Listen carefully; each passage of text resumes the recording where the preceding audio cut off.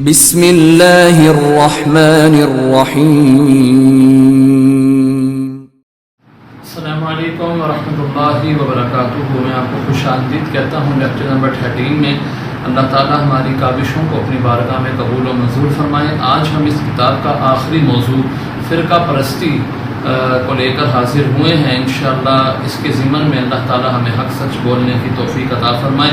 چلیے شروع کرتے ہیں آج کا موضوع۔ آج کا موضوع ہے فرقہ پرستی کی مذمت۔ سوال یہ ہے کہ فرقہ پرستی سے کیا مراد ہے؟ قرآن و حدیث کی غلط تشریح کر کے نئے عقائد گھڑ لینا، نئے عقائد بنا لینا، یہ فرقہ پرستی کہلاتا ہے۔ ایک یہ ڈیفینیشن ہوگی۔ دوسرا، ہم نے چند لیکچرز پہلے ایک سواد اعظم کا ذکر کیا تھا کہ سواد اعظم یعنی ایک بڑی جماعت کہ جو صحیح عقائد پر ہے۔ اب وہ ایک بڑی جماعت ہے جس کے عقائد، جس کے نظریات قرآن و حدیث کے مطابق ہیں۔ اب اس جماعت سے کوئی الگ ہو جاتا ہے، جب وہ اس جماعت سے کوئی الگ ہوتا ہے، وہ نئے عقائد گھڑ لیتا ہے، تو اس کو گمراہ کہتے ہیں۔ تو یہاں پر بھی اسی اعتبار سے ایک تعریف انہوں نے کی کہ مسلمانوں کی اکثریت یعنی ایک بڑی جماعت ہے جنہوں نے قرآن و حدیث سے کچھ مسائل اخذ کیے ہیں، جو عقائد نظریات حاصل کیے ہیں انہوں نے، تو وہ شخص انہیں چھوڑ کر نئے عقیدے بنا لے تو اس کو فرقہ پرست شخص کہتے ہیں۔ فرقہ پرستی کا حکم کیا ہے؟ اللہ تعالیٰ کا ارشاد ہے کہ فرقہ پرستی میں نہ بٹو، یہ بری چیز ہے۔ یہ بری چیز کا لفظ قرآن میں نہیں ہے، یہ فرقہ پرستی کا حکم ہے۔ ٹیسٹ کے پوائنٹ آف ویو سے یہی سوال جب پوچھا جائے کہ فرقہ پرستی کا حکم کیا ہے، تو آپ یہی کہہ رہے ہیں کہ یہ اچھی چیز نہیں ہے۔ اگلا سوال یہ ہے کہ آپ علیہ السلام نے اس بارے میں کیا فرمایا ہے؟ آپ علیہ السلام کا فرمانے عالی شان ہے کہ میری امت کے 73 فرقے ہوں گے، جن میں سے 72 جہنم میں جائیں گے، ایک جنتی فرقہ ہوگا۔ سوال یہ ہے کہ ہمیں کیسے معلوم ہو کہ جنتی فرقہ کون سا ہے؟ اس کا جواب یہ ہے کہ آقا علیہ السلام نے اس کی 2 نشانیاں بتائی۔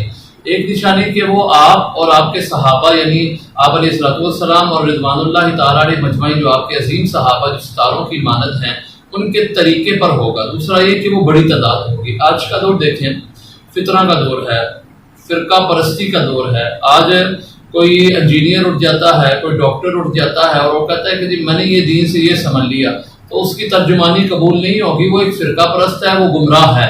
حقیقی وہی لوگ ہوں گے کہ جن کی جماعت اکثریت پر ہے، جو 1400 سال سے قرآن و حدیث پر عمل کرتے آ رہے ہیں اور صحابہ اور آقا علیہ السلام کے طریقے پر ہیں، وہی جماعت درست ہے۔ اور وہ کون سی جماعت ہے آگے ہم پڑھ لیں گے۔ یہ نشانیاں کس گروہ میں پائی جاتی ہیں، یعنی وہ کون سی جماعت ہے جو دونوں نشانیوں پر ہے، وہ بڑی جماعت بھی ہے، صحابہ کے طریقے پر ہے، وہ کون سی ہے؟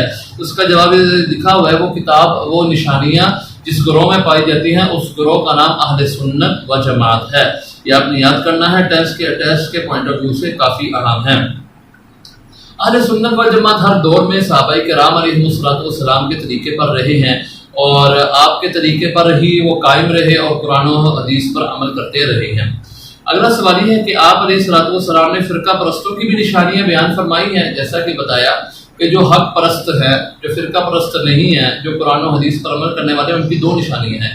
اسی طرح میرے پیارے لجپال آقا آمینہ کے لال جناب محمد مصطفیٰ صلی اللہ تعالیٰ علیہ وسلم نے 7 نشانیاں جو ہیں وہ فرقہ پرستوں کی بتائی ہیں، اور ان نشانیوں میں سے آپ نے کم از کم 3 یاد کر لینی ہیں۔ پہلی نشانی یہ بتائی ہے کہ وہ رسول اللہ صلی اللہ تعالیٰ علیہ وسلم کی گستاخیاں کریں گے، جیسا کہ ان کے بڑوں نے آپ علیہ السلام کے سامنے آپ کی گستاخیاں کی۔ یعنی ہم مانتے ہیں ہمارے آقا سب سے انوکھے، سب سے نراٹے ہیں، اللہ تعالیٰ کے محبوب ہے، لیکن وہ گروہ کہے گا وہ تو ہم جیسے ہیں، وہ تمہارے چھوٹے بھائی ہیں۔ آپ ایک سوچ سکتے ہیں، آپ کا یہ خیال ہے میرا ڈیئر اسٹوڈنٹ کہ ہم ایسی بات سمجھیں گے کہ ہمارا یہ عقیدہ ہوگا؟ ہمارے نبی تو کمال کے ہیں، ہمارے نبی تو اللہ تعالیٰ کی سب سے بہترین مخلوق ہیں، ہمارا تو یہ عقیدہ ہے۔ جو کہے گا کہ ہم جیسے ہیں تو وہ ظاہری بات ہے کہ گستاخ آدمی ہیں۔ نمبر 2، یہ وہ غیر مسلموں کے مددگار اور معاون ہوں گے، حتیٰ کہ دجال کے بھی حامی اور مددگار ہوں گے۔ اگلا ہے قرآن پاک بہت زیادہ پڑھیں گے، عبادت خوب کریں گے، مگر انہیں اس سے کوئی فائدہ نہیں ہوگا، زیادہ تر سر منڈوائیں گے، مسلمانوں کو مشرک کہیں گے، ان کا مرکز مدینہ طیبہ کے مشرق میں نجد ہوگا، اور وہ صحابہ یعنی نیز اہل بیت کو بھی برا کہیں گے۔ یہ علامات جن فرقوں میں پائی جاتی ہیں، آپ ان میں خود غور و فکر کریں کہ ہمارے معاشرے میں وہ کون کون سے فرقے ہیں یا کون کون سے لوگ ہیں جو اس طرح کے اعمال یا جن کے خط و خال اس طرح کے ہیں، مزید ڈیٹیل کے لیے اپنے اساتذہ سے رابطہ کریں. ٹیسٹ کے پوائنٹ آف ویو سے اتنا ہی کافی ہے کہ آپ صرف 3 یا 4 نشانیاں ان کی یاد کر لیں. یہ کہنا کیسا ہے کہ میں صرف مسلمان ہوں, میرا کسی فرقہ سے تعلق نہیں. آج کا یہ جو دور ہے نا وہ ایڈوانس دور ہے. ہمارے طلبہ جو یونیورسٹی کے ہیں یا کالج اور اسکولوں کے ہیں وہ بھی یہ کہتے ہیں کہ ہم نہیں فرقہ پرستی میں پڑھتے, ہم نہیں فرقہ پرستی میں پڑھتے, ہم تو صرف فقط مسلمان ہیں, صرف اسلام کی حیثیت سے ہماری پہچان ہو اور ہم صرف مسلمان کہلائیں, ہم کسی فرقہ پرستی وغیرہ میں نہیں پڑھتے. تو یہ کہنا کیسا ہے کہ ہم صرف مسلمان ہیں؟ آئیے جانتے ہیں. جواب ہے کہ حضرت عبداللہ بن عمر رضی اللہ تعالی عنہما سے مروی ہے کہ آپ علیہ السلام نے فرمایا کہ سواد آدم کی پیروی کرو, جو ان سے الگ ہوا جہنم کی طرف الگ ہوا. اس لیے ہمیشہ مفسرین, محدثین اور مجتہدین اور اولیاء اللہ خود کو اہل سنت و جماعت کہتے اور دوسروں کو بھی اس کی نصیحت کرتے. لہذا معلوم ہوا دیگر جو باطل فرقے ہیں ان کا رد کرنے کے لیے ایک ایسی جماعت کا ہونا ضروری ہے جو فرق کر سکے. اب آپ کہیں گے کہ میں مسلمان ہوں, میں فرقہ پرستی میں نہیں پڑھتا. جو دیگر فرقہ پرست ہیں جو کہ حقیقی فرقہ پرست ہیں وہ کہیں کہ جی ہم بھی تو مسلمان ہیں تو لہذا ہم سبھی جنتی ہیں. ایسا نہیں. آپ کو فرق کرنے کے لیے, امتیاز کرنے کے لیے اور ان سے علیحدگی اختیار کرنے کے لیے کسی نہ کسی جماعت میں ہونا پڑے گا. اور وہ جماعت کون سی ہوگی؟ جو حق پر ہوگی. ان کو فرقہ پرستی بلکہ حق پرست کہیں گے اور وہ اہل سنت ہیں جو محدثین اور مجتہدین نے بیان کی. محدثین وہ ہوتے ہیں جو حدیث بیان کریں, مجتہدین وہ ہوتے ہیں جو فقہ بیان کرتے ہیں, جو اجتہاد کرتے ہیں. وہ بھی کیونکہ وہ بزرگ ہیں, صحابہ کے دور کے قریب ہیں, 80-70 ہجری میں, آج سے تقریباً 1350-1400 سال قبل, وہ بھی اپنے آپ کو اہل سنت و جماعت کہتے ہیں تاکہ جو دیگر باطل ہیں ان سے فرق ہو جائے. لہذا اپنے آپ کو فقط مسلمان کہنا یہ درست نہیں ہے, اپنے آپ کو کسی جماعت یعنی اہل سنت و جماعت کا کہنا لازمی ہے. لہذا مائی ڈیئر اسٹوڈنٹس, آپ کے اگر کوئی اسکول یا کالج میں کوئی بھی پوچھتا ہے, آپ کے ٹیچرز پوچھتے ہیں, آپ کے ساتھی پوچھتے ہیں, تو آپ نے یہی کہنا ہے کہ میں اہل سنت و جماعت سے ہوں تاکہ ہم جنت میں جا سکیں. اللہ تعالیٰ ہمیں سمجھ عطا فرمائے. ایسے چند حضرات کے نام بتائیے یعنی جو اپنے آپ کو جو ہے وہ اہل سنت و جماعت کہتے تھے. ان میں حضرت امام مالک ہیں, حضرت محمد بن اسماعیل بخاری ہیں, امام بخاری جن کو کہا جاتا ہے, حضرت امام مسلم بن حجاج قشیری ہیں جن کو امام مسلم کہا جاتا ہے. اسی طرح بزرگ داتا علی حجویری ہیں, شیخ عبد القادر جیلانی ہیں, مجدد رفسانی ہیں, امام احمد رضا خان بریلوی ہے رحمہ اللہ تعالی. تمام بزرگان دین اپنے آپ کو اہل سنت و جماعت کہتے تھے. آپ نے پہلے 3 کے نام یاد کرنا لازمی ہے, پہلے 3 کے نام آپ نے لازمی یاد کرنے ہیں, امام مالک, امام بخاری اور امام مسلم. آپ پورا نام کرنا تھوڑا ڈیفیکلٹ ہوگا, مشکل ہوگا آپ کے لیے, تو آپ صرف ایسے ہی یاد کر لیں, امام مالک, امام بخاری اور امام مسلم. اگلا سوال یہ ہے کہ آپ علیہ السلام آپ کے جو ترجمان ہیں یعنی ہم اہل سنت و جماعت ہیں, ان کے جو بہترین ترجمان ہیں وہ کون ہیں فی زمانے میں؟ دیکھیں ہر ایک کا ایک آئیڈیل ہوتا ہے, ہر ایک کا ایک لیڈر رہنما ہوتا ہے. ہم کہتے ہیں قائد اعظم ہمارے آئیڈیل ہیں پاکستان کے معاملے میں, ہم کہتے ہیں ہمارا استاد فلاں آئیڈیل ہے میتھ کے معاملے میں, فزکس کیمسٹری کے معاملے میں.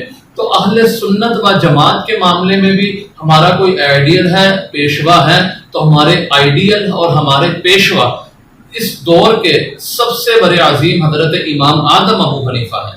صحابہ کرام تو ہے ہی ہیں, ہم نے صحابہ کے طریقے پر چلنا ہی چلنا ہے, لیکن اس کے بعد جو مزید وضاحت, جو مزید کنفیوژن دور کرنے کے لیے جو ہمارے رہنما ہیں وہ حضرت امام آدم ابو حنیفہ ہیں. اور آپ کے بعد آج سے تقریباً 100-150 سال کے لگ بھگ جو اور قریب ترین ماضی قریب ترین میں جو ہمارے پیشوا ہمارے رہنما ہیں وہ امام احمد رضا, ماشاءاللہ جن کا نام ہمارے پیارے آقا کے نام پر ہے, امام احمد رضا خان رحمۃ اللہ تعالی علیہ کی ذات پاک ہے, جو کہ انڈیا کے شہر بریلی سے تعلق رکھتے تھے, جن کے نظریات سے تمام متفق ہیں, جن کی سوچ اور فکر سے, جن کی ترجمانی سے تمام لوگ متفق ہیں, جن کا سکہ جو ہے وہ تمام برِ صغیر میں چلتا ہے.